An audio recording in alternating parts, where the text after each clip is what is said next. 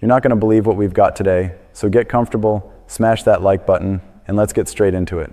Because Bolt fam, something just shifted in LA, and it's bigger than one win. There was an unlikely hero at the absolute last second.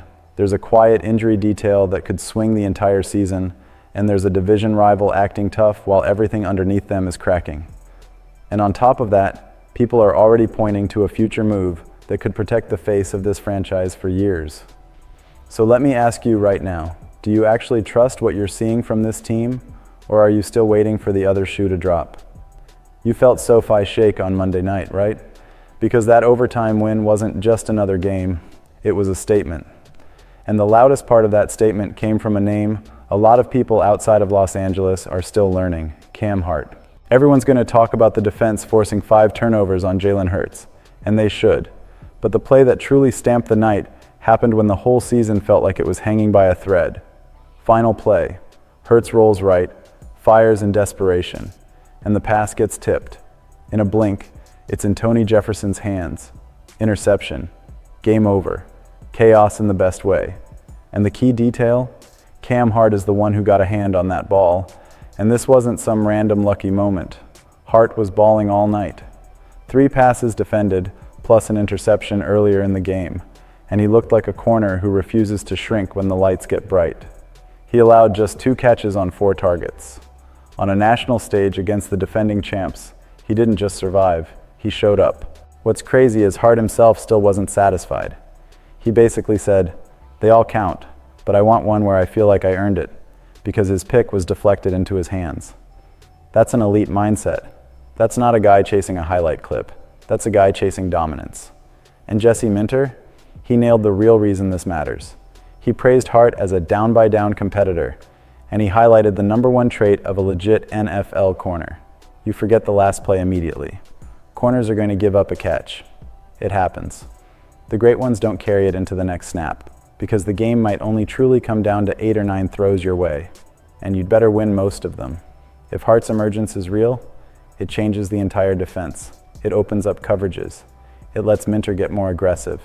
It gives the pass rush more time. Hart already has 10 passes defended in 12 games, and it honestly feels like he hasn't even hit his ceiling yet. So here's the question. Is the league about to start respecting Cam Hart, or are they going to realize it too late when he's already deciding games every week? And while we're still celebrating that, there's something on the offensive side that could either fuel a playoff run or put everything at risk, because Justin Herbert played through something most quarterbacks would never touch in December. And it wasn't just soreness.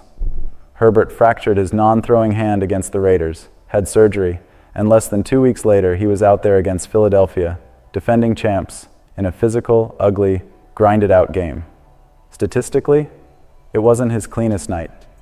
In that 22-19 overtime win, he threw for 139 yards, a touchdown, and an interception, with a season-low 46.2% completion rate. But if you're only looking at numbers, you're missing the real story. Herbert got sacked 7 times. 7. And he stayed in. He took hits. He kept fighting. He even added 66 rushing yards, showing he wasn't going to let that hand change how he plays. That's the kind of toughness that changes a locker room. That's the kind of toughness that makes a team believe. Now here's the part that matters for Week 15, his status moving forward. Herbert was listed as a limited participant on Wednesday and Thursday. In the NFL, that's usually a good sign. And he also revealed he had x-rays the day after that overtime win.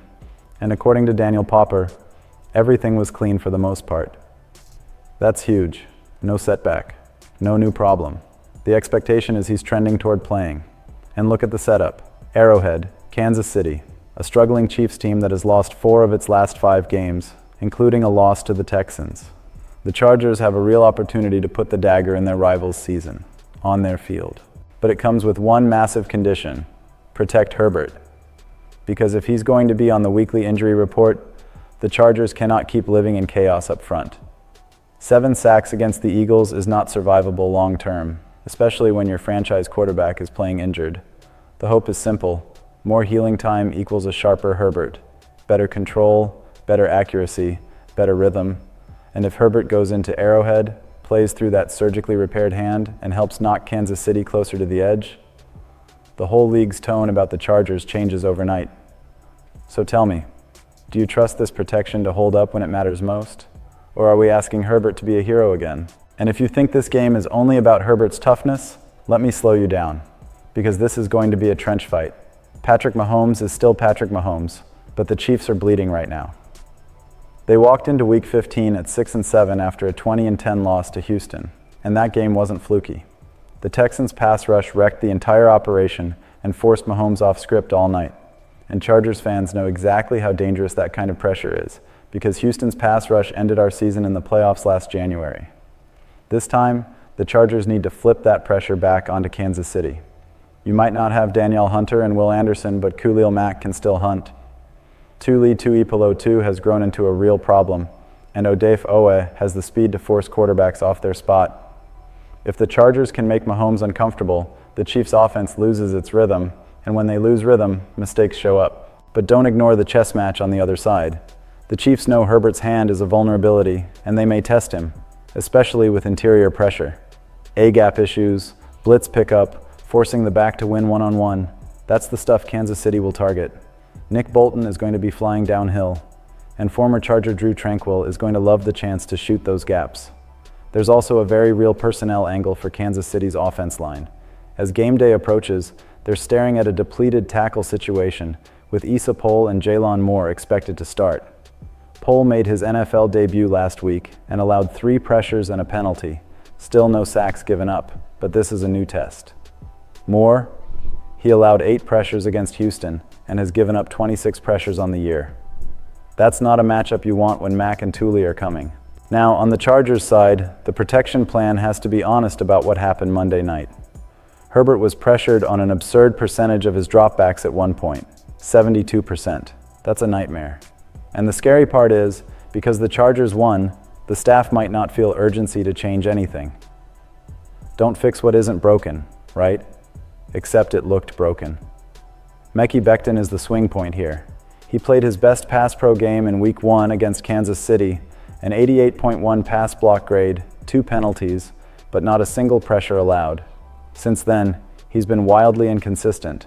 Only 3 games above a 60.0 pass block grade and a team-high 29 pressures allowed, including 8 against the Eagles alone. So which version shows up in Arrowhead? And finally, there's an opportunity in the Chiefs' secondary that the Chargers have to attack.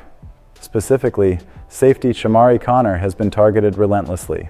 Per Pro Football Focus, he's allowed 41 completions on 48 targets for 558 yards and 3 touchdowns, and his coverage grade, 47.6, is the worst on the team and one of the worst among their meaningful defensive backs. That's a neon sign. That's where the Chargers must threaten the vertical passing game and hit the seams. It could set up a nice day for tight end Oronde Gadsden too, if Greg Roman can get him matched up right. Lad McConkey is due for a bounce back after being erased by Cooper DeJean on Monday night. And keep your eyes on Trey Harris and Quentin Johnston on deeper routes. Call it a gut feeling, but if McConkey pops in Arrowhead, it just makes sense. And while we're locked in on Sunday, there's another board being set behind the scenes, one that could protect Herbert long after this season ends. Because even with the Chargers in the fight, a big chunk of the league is already thinking long-term. Development, roster building, and yes, the draft. Mock drafts are starting to roll out, and one of them landed in a way that should make Chargers fans sit up straight. Not because it's flashy, but because it's foundational. ESPN's Field Yates has the Chargers picking 24th in his latest mock draft, and he has them doing something painfully logical, investing in the trenches in front of Herbert. The pick, Penn State guard Oliva Vega-Ioane. And before anyone says, a guard? Really? Listen to the profile. Yates calls Ioane his #1 guard in the class. Tough, physical, dominant in the run game, and a standout pass protector. Over the past 2 seasons, Ioane has not allowed a single sack. This season, he's given up just 2 pressures. 2. That's the kind of protection Herbert dreams about right now. Because the Chargers did not do enough to upgrade the interior offensive line last offseason, and it shows. Herbert has already had to go through a surgery. Zion Johnson has flashed at guard, but it's been in batches. Mekhi Becton has been a massive disappointment, and the team knew that risk. There's a built-in out after 1 year. And at center, even with Harbaugh naming him a captain, Bradley Bozeman has continued to struggle. Ioane probably isn't a center, but imagine a real fix. A steady veteran added in free agency, a prospect like Ioane coming in to raise the floor and the toughness inside, and then getting Rashawn Slater and Joe Alt back fully healthy. That's how you go from hold your breath every drop back to one of the best lines in football. We're a long way from the draft, sure, but Ioane is exactly the kind of prospect Chargers fans should be tracking closely all winter, because protecting Herbert isn't optional, it's the entire mission. So after all of this, Bolt fam, tell me you don't feel it. A defense rising in the biggest moments, a young corner gaining real league-wide respect, a franchise quarterback playing through surgery and still finding ways to win, a rival on the ropes, and even the future blueprint starting to form to keep Herbert upright for the next decade. None of this is random, it connects. The Chargers are shifting from potential to problem. Now I want your take.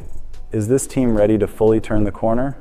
Or is there still one missing piece before you trust it for real? Drop your opinion in the comments, hit like, subscribe, and let's keep this conversation going, because Sunday could change everything.